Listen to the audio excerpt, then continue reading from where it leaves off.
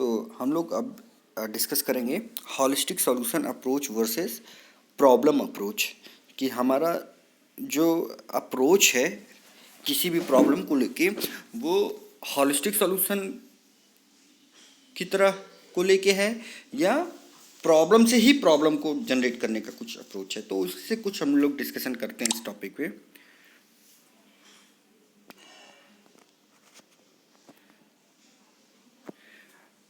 तो हम लोग ने देखा, जब हम लोग डिस्कस किए थे सोसाइटी, तो उसमें देखा था कि 3 तरीके के लोग रहते हैं, with common goal, with differing goal and with conflicting goal. Common goal में जो लोग रहते हैं, जहाँ पे कॉमन गोल के साथ उसको सोसाइटी कह रहे हैं, डिफरिंग गोल के साथ जहाँ लोग रहते हैं उसको क्राउड कर रहे हैं, और कॉन्फ्लिक्टिंग गोल के साथ जहाँ लोग रहे हैं उसको बैटलफील्ड कर रहे हैं। तो आउटकम क्या होता है सोसाइटी का? सोसाइटी का आउटकम है कि effort for common goal. Crowd का क्या है? Effort for dealing with problem. And battlefield का भी वही है, effort for dealing with problem. इनका सोर्स क्या है? Effort for dealing with problem and effort for common goal, कि जो सोसाइटी है उसका सोर्स है ह्यूमन एजुकेशन संस्कार। जो क्राउड है उसका सोर्स क्या है? Laws, rules and regulations. And जो बैटलफील्ड है इसका सोर्स क्या है? Penal code. तो अभी की जो हम स्थिति डिस्कस कर रहे हैं, करंट सिचुएशन, तो हमारे पास बहुत सारी समस्याएं हैं, हर स्तर पर दिखाई देती हैं, from self to entire existence. हम इन्हीं से त्रस्त हैं। We are troubled by these problems, we want to get rid of this. हम इनसे मुक्ति चाहते हैं। तो इसके लिए क्या प्रयास कर रहे हैं? What are the efforts to get rid of this problems? तो हम हर स्तर पर प्रयास कर रहे हैं, व्यक्ति, सेल्फ, फैमिली, सोसाइटी और नेचर, सारे स्तर पर हम लोग एफर्ट लगा रहे हैं। और बहुत लोग लगा रहे हैं, ऐसा नहीं है, सभी लोग लगा रहे हैं। लेकिन वही है ना कि हम लोग समस्या का ही डिस्कशन कर रहे हैं, और उसके आगे देखते क्या है। तो करंट सिचुएशन, जैसे एग्जाम्पल लेते हैं किसी समस्या का, कि आपसी वार्तालाप और संबंध का, communication and relationship between people, ये एक प्रॉब्लम है। तो इसके लिए क्या सॉल्यूशन हम लोग ने ढूंढ रखा है? तो समस्या से ये एक समस्या है कि कम्युनिकेशन एंड रिलेशनशिप प्रॉब्लम है, तो इसको दूर कैसे करेंगे? तो हम लोग टेलीफोनी, दूरभाष से दूर करेंगे। तकनीक क्या है? Mobile phone. इसमें हम लोग सफल हुए हैं क्या? तो देखेंगे तो 80 से 85% लोगों के पास मोबाइल फ़ोन या लैंडलाइन है।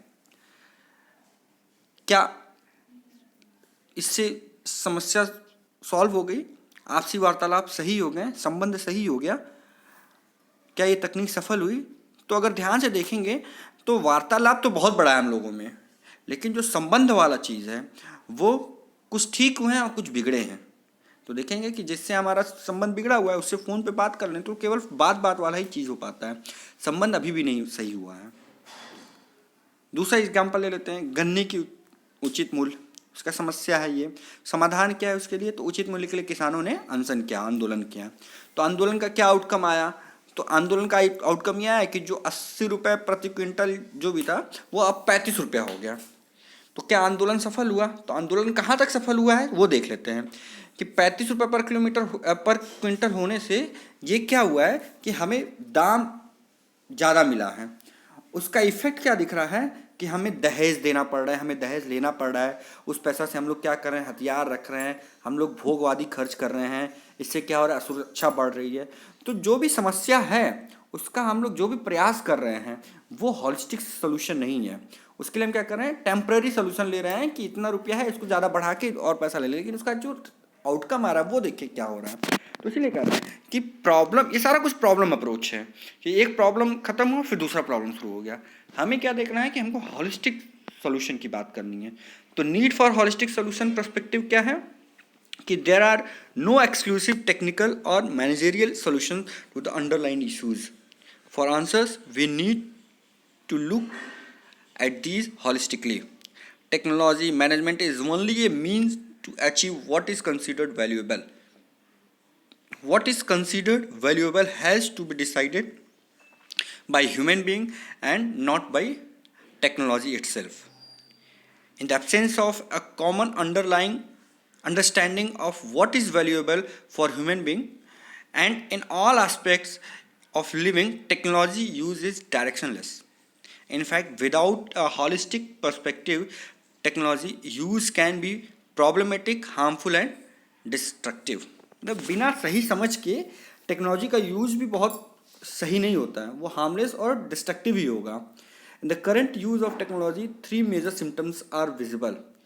जो हम लोग टेक्नोलॉजी, किसी भी सोल्यूशन के लिए हम टेक्नोलॉजी, किसी प्रॉब्लम के लिए हम टेक्नोलॉजी से उसको सॉल्व करने की कोशिश कर रहे हैं, तो उसके 3 आउटकम आते हैं, या तो पॉल्यूशन, या रिसोर्स डिप्लीशन, या ह्यूमन ह्यूमन कॉन्फ्लिक्ट। ये तब होता है जब हम सही समझ के साथ टेक्नोलॉजी को यूज नहीं करते हैं। तो करंट अप्रोच क्या है?